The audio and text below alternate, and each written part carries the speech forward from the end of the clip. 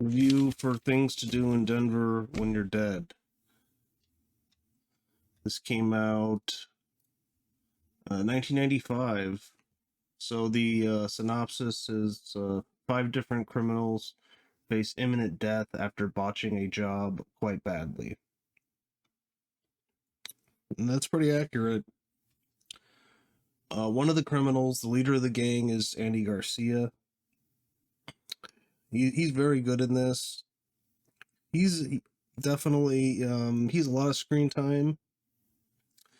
The other people are Christopher Walken is the mob boss basically. But in Andy Garcia's gang, Christopher Lloyd, William Forsythe, Treat Williams, and Bill Nunn. So they're kind of like associates. Andy Garcia is known as Jimmy the Saint, and he's contacted by Christopher Walken, who wants him to basically intimidate his son's ex-lover, I think maybe ex-wife, but I think he says they were together for like 8 years or something, and then she left him and she's with another guy,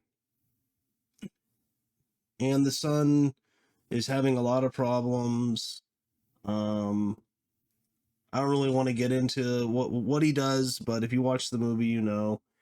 And he wants him to intimidate the guy to, not marry her.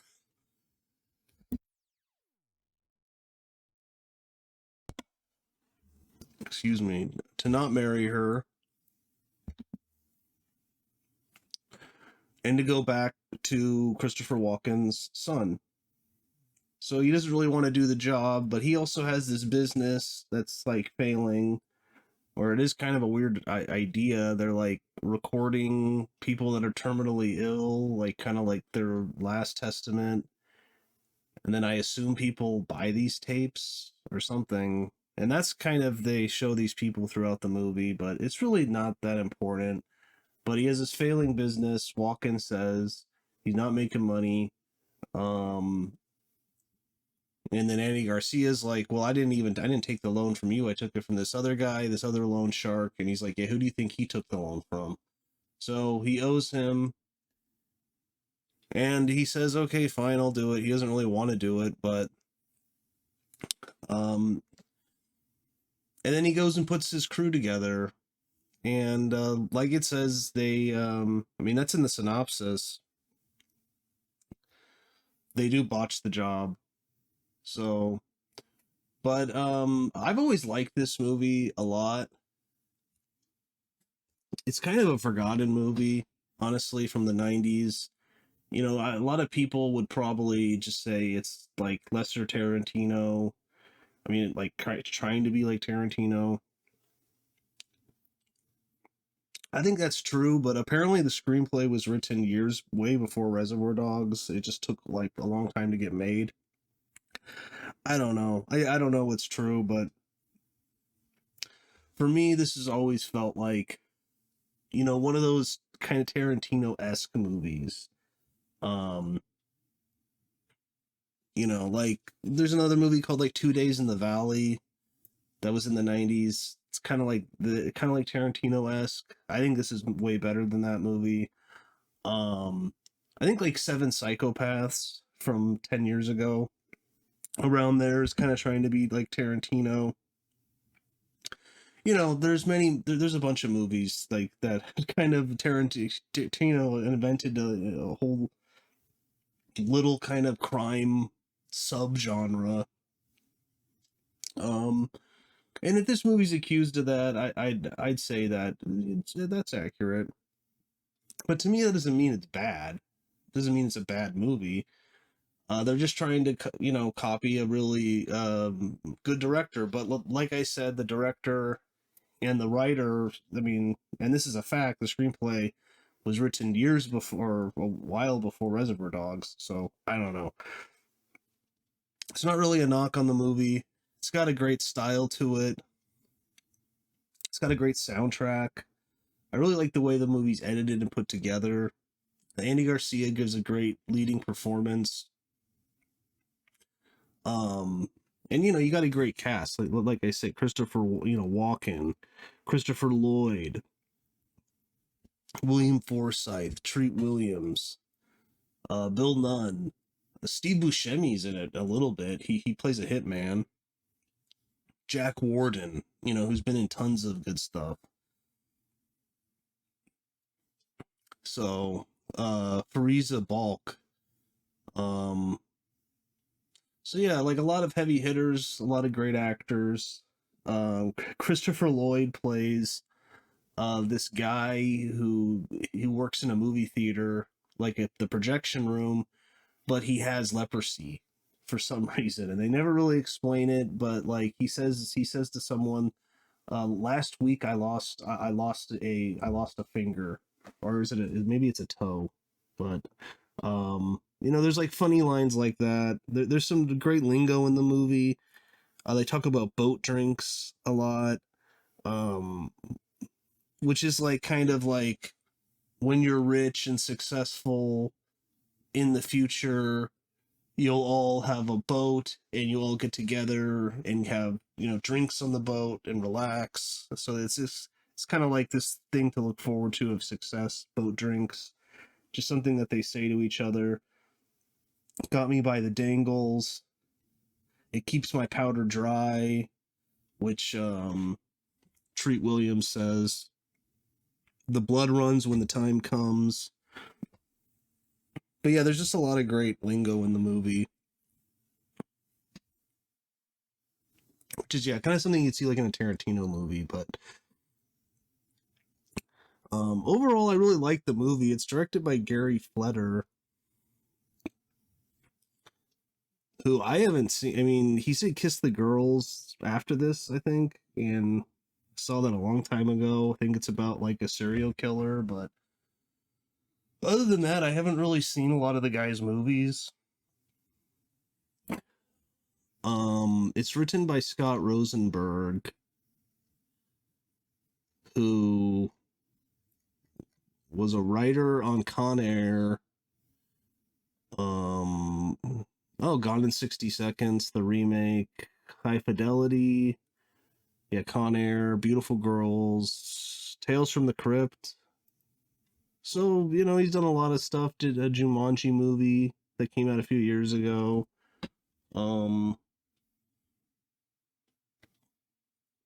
I'd probably say this is maybe the best screenplay of his that I've seen, at least.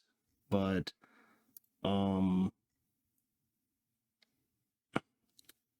yeah, I mean, I'll get into spoilers now. Oh yeah, and if you could hit that like button, smash the like button, that'd be great. Really helps the channel. So if you could do that, that'd be awesome. So I'll get into the spoilers now.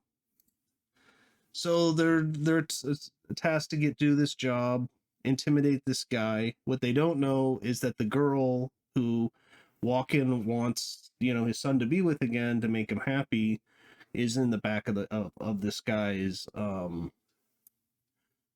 van, like a big van. So they it's a night, it's raining.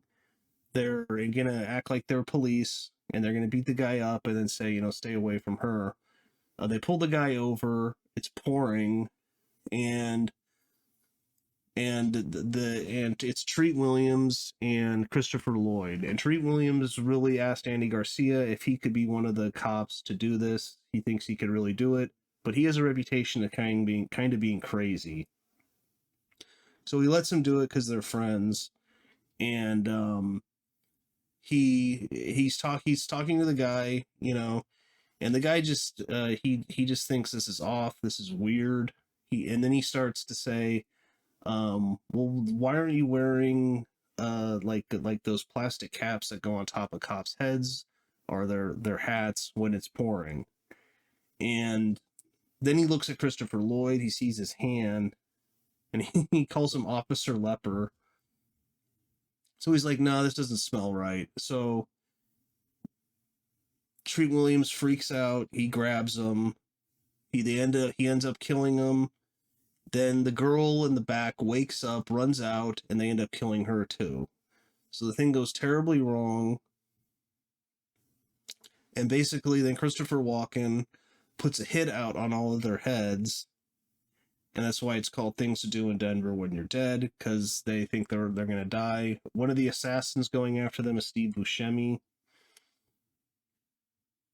So he's only in it for really like 5 minutes or so. There's also a side plot, like a love side plot Andy Garcia has with this girl throughout the movie. And he's also, I wouldn't say it's like a love side plot, but it's with this other girl who's, I think, like, like a drug addict, maybe semi-homeless, and he's trying to help her out too. So,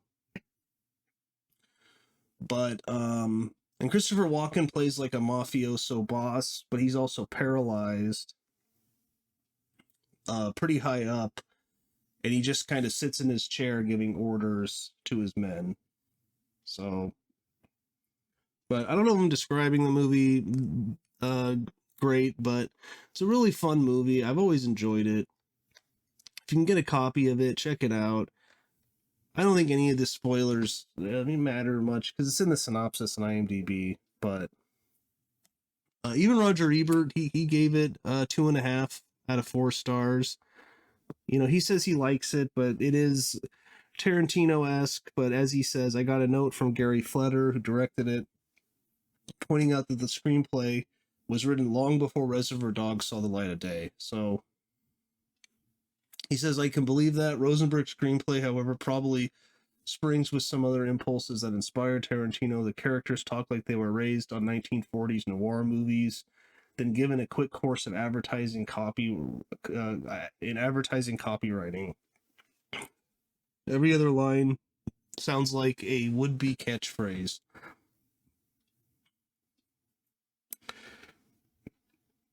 Andy Garcia even has a line that was used in Casablanca. Maybe not today, maybe not tomorrow, but someday soon.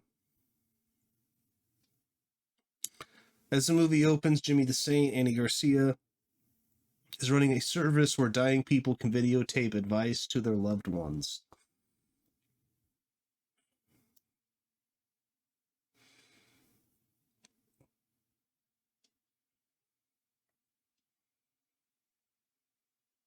So if Jimmy the Saint does the job for him, the manson, and I don't want to get into that, but he's been charged with something. Therefore, Jimmy's job is to intercept the old girlfriend's new boyfriend on his way into town and brace him.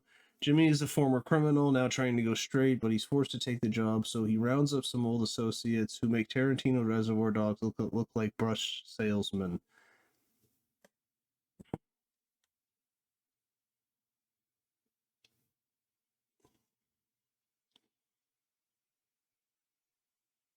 In the movie's funniest scene, he wonders why the police department hasn't issued him a rain hat, and then notices the missing fingers and calls the bluff. Tell me, Officer Leper. So there's 2 romances.